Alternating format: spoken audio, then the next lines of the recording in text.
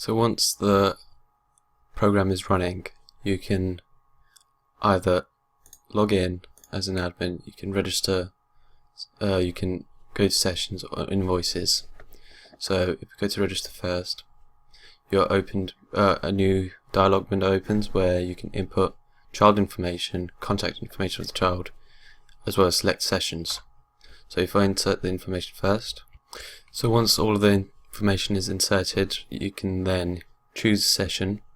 So if you choose the age of the child, the different ages show a different J list with the different prices on it. So if I select one, you can select the time you would like to book a child in for. So if I select all day, and then you have to select a date by clicking on this, which is an imported date picker. So if you select a date and then press submit, it comes up with total price. So it's the price of the session plus the registration fee, which is £25. This also doesn't let you, this has validation, so you cannot enter a date if some of the input fields are empty. So if I delete some, it tells me to fill them out. So there's also validation that you cannot book a session with the same first and last name on a day that you're already booked in. So I've already booked a day in for 1st of May, and then if I try to book another session in, say afternoon, this comes up saying the child has already been booked for that day. So there's also sibling discounts. So say, and that works if somebody with the last name is entered into is booked for the same date. So the first book in all day. So this is session price plus £25 registration fee, but the session price gets 10% off. So this is the whole price for that. You can also book a week's worth of sessions, so that's 7 days. So you have to select this, and let's book on 8. So it gives you the total price, so plus the registration fee, and then you cannot book on any other days within that week. See, the child is already booked. Another thing that's been implemented is that you cannot book 15 children on the same date. So if we go back to the first and book, that's 3, 4.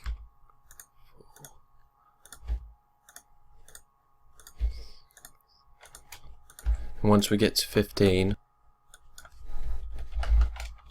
so once we get to 15 children on the same day, because I'm trying to already register a child with a previously used email, that cannot be inserted.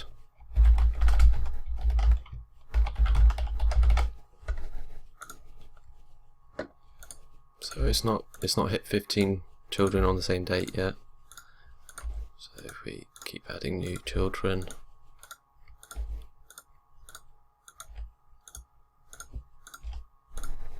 so now there's 15 children on that set date. So this comes up if you try to book any more than 15 children on that date, saying there are no more sessions available for that day. And this just to show that you can also, different prices shown. So different prices work for different lists. So this is how you register children for a session. Now if we go back and go to sessions, you can view the sessions. So the way to view sessions, you have to type in the first name of your child. Move this up. So if you type in a child's name that's already booked for a session and press submit, it shows all of the sessions they've been booked in for.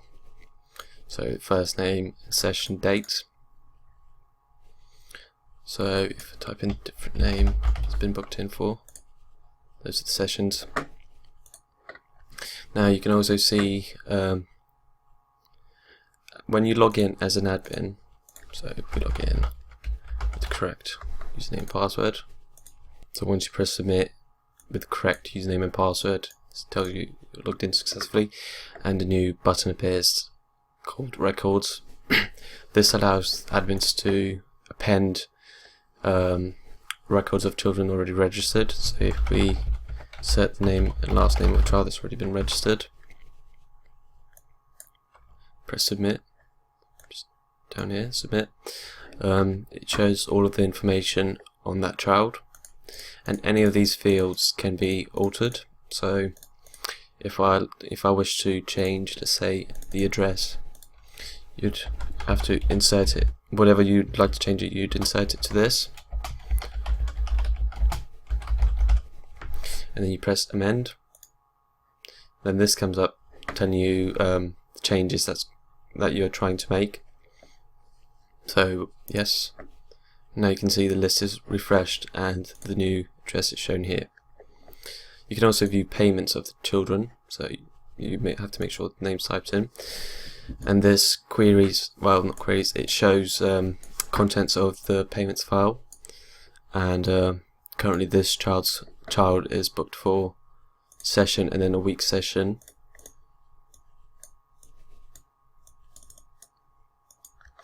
Also, when you're logged in as an admin, you can edit sessions. So if we go to sessions, a new field appears, and it allows you to do the same as in records. So selected item in the list, whatever you insert into here, it will change it to that. Same thing for invoices. Now invoices is generated once a month, so if it's been a month since the registration date of the child, it generates an invoice for that child. So if I enter the child's name, press submit, there is no invoice currently because I've only just registered the child and it takes today's date, but we can manually change this in order testing purposes. So now I've changed the contents of the files to make it that it's been over a month since the child has been registered. So if we log in again, you don't have to be logged in to view invoices, but this just showed the extra functions of invoices. So if you type in the child's name, then press submit, it shows you the session date as well as the total payment for those sessions. So any sessions that have been booked before the invoice is generated will get added onto this, and a total payment will be written down here. Now, when a user uses this, so the parents can pay for the invoice by selecting this radio button, and they have to enter the exact value that's under total monthly payment. So if we enter something else, this won't let you pay for the invoice. So then if we change this to the exact value and pay, invoice is cleared. So and a new invoice isn't generated until another month forward. When running this program, a library needs to be imported, which is used for the date picker. So this needs to be added to the library in order for this register form to work. So this is all of the functionalities of this program.